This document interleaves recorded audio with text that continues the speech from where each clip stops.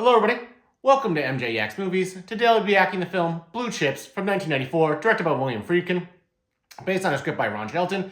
In this movie, a college basketball coach experiences a losing season, after which he's approached by a booster, which is somebody who has connection to alumni money, to use bribes in order to obtain top recruits, such that the program may regain its winning status.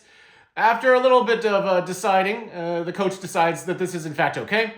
They obtain some top recruits, they do a little bribing, and then in the first game of the season, they end up beating the top-ranked team in the nation. But afterwards, the coach experiences a crisis of faith. He outs himself and the booster for what they've done at a post-game press conference, and then he also quits. And then there's some post-script title cards in which it turns out he falls back in love with the game of basketball.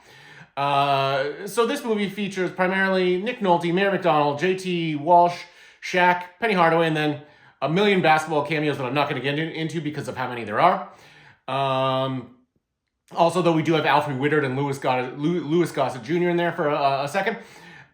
So before I get into everything, I'm going to just explain briefly for those that are unfamiliar. In the United States, there is a governing body of collegiate athletics called the NCAA.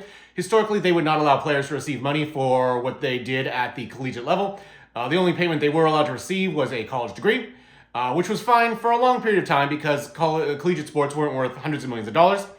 That changed, though, when they started to become worth hundreds of millions of dollars, and it started to seem a little quaint and also a little bit exploitative that they were asking these young guys to sacrifice a lot of time, effort, and possibly their bodies for a lot of money to be made for the schools and the coaches, but not for themselves. This changed eventually with a Supreme Court decision in the United States, which allowed players to profit off their name, image, and likeness. But for a long time, it was verboten, as one might say, for these college athletes to receive any compensation. This movie is an interesting time capsule because when you watch it at the time, I'm sure you agreed with the coach that basketball is a game that should remain pure, collegiate sports are sports that should remain pure, and that bribing players was unseemly, it was dirty, it was wrong. But now, when you look back on how much money was made by the schools and how little was given to the athletes, and how much many of those athletes sacrificed, it seems that, as I suggested, that this was extremely exploitative. Another thing that's also changed is that gambling was not legal in America for a very, very long time.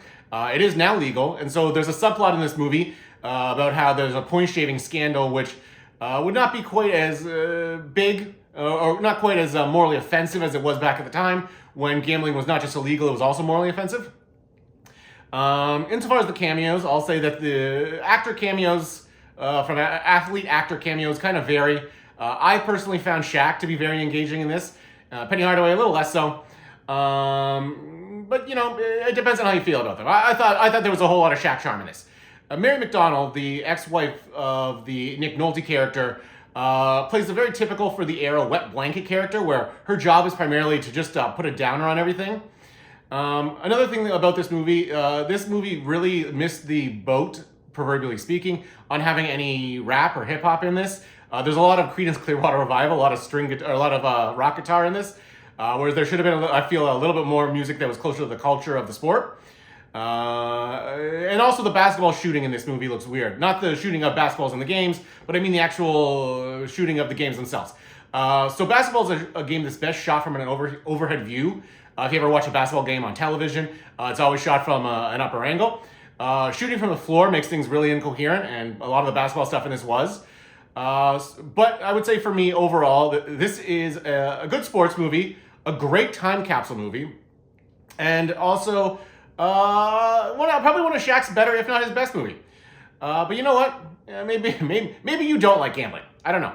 Let me know what you guys think in the comments. Like and subscribe. Cheers.